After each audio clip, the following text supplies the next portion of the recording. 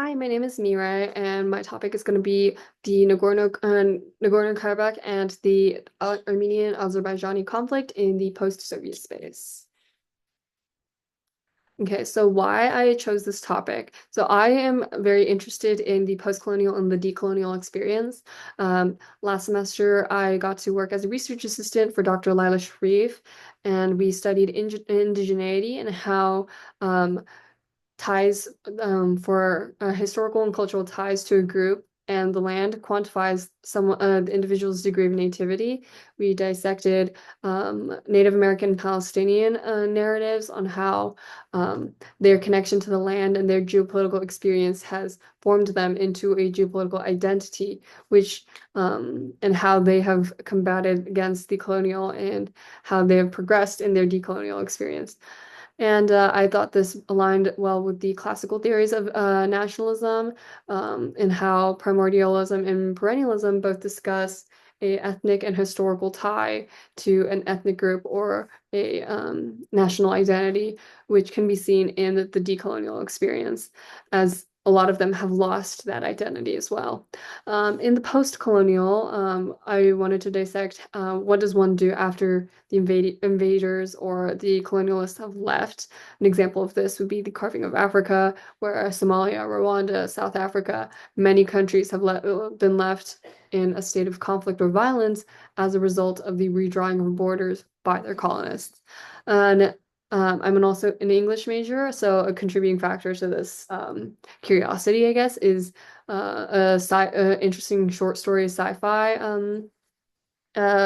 multi media narrative called All Tomorrows, where humanity has to navigate their post-colonial experience after alien invaders disrupt their genetic makeup.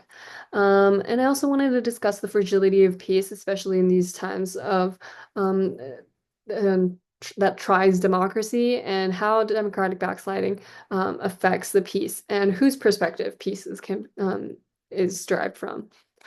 So going on to the background of this, in 1991, Armenia and Azerbaijan both secede from the USSR and claim independence, and this leads to war, as these groups have traditionally been have had ethnic tensions. This lasts for 3 years, and in '94, peace is brokered by Russia in order, which leads to a ceasefire.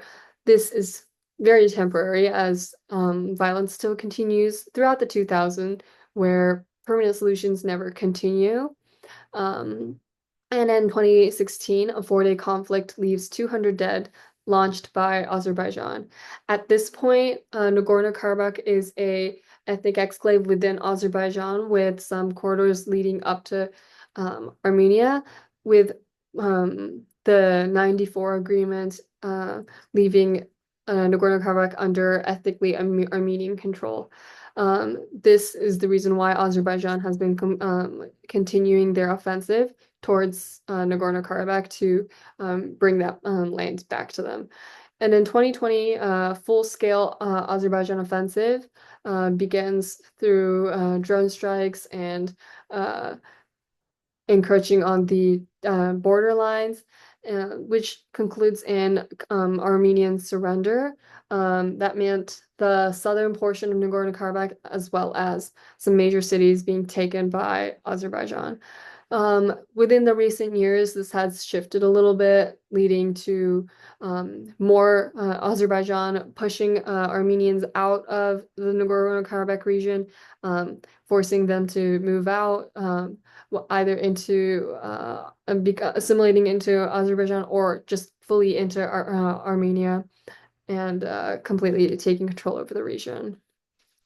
So my research question in relation to this is, in the context of Toll's geopolitical field, what role does Russia play as the metropolitan state in Azerbaijan's legitimization of its strong leadership and the escalation of towards violence in Nagorno-Karabakh? So as Azerbaijan and uh, Armenia are both remnants of the USSR, we see a lot of the USSR influencing them. To explain Toll's geopolitical field, it is a framework to understand the geopolitical spaces shared by the groups or different nations.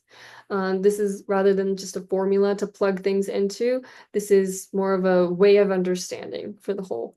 And in this case, the metropolitan state is Russia. It is the post-imperial, they broker treaties and ceasefires and still have a significant control or influence over the regions. They are formal allies with Armenia, but are still on good terms with Azerbaijan enough to broker that peace. And they have placed peace treaties in Nagorno-Karabakh in 2020 in order to expand their military influence. On the other hand, the nationalizing states are Azerbaijan and Armenia, and they are currently going through their processes to become a respective sovereign state.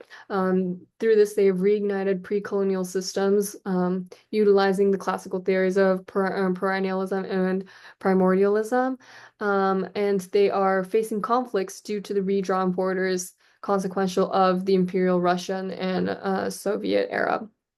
And they are both former republics of the USSR. In contrast to this, the secessionist nationalist minority is Nagorno-Karabakh, which is ethnically majority Armenian, but is geographically within Azerbaijan, making this an inner broad for Armenians as a ethnic exclave. And this is a sub-republic, making them not strong enough to claim formal independent status. On the other hand, an external normative power would be Turkey, who has been exerting military aid and influence over Azerbaijan in order to establish their power in the post-Soviet space, also establishing peacekeepers in Nagorno-Karabakh as equals to Russia.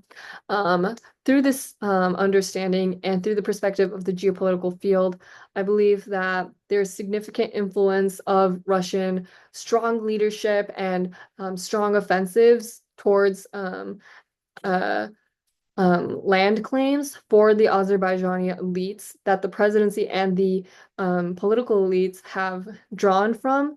They've seen that the lack of backlash from their encroachment onto Nagorno-Karabakh and Armenia has been very limited, and thus took that as a go to invade into Nagorno-Karabakh.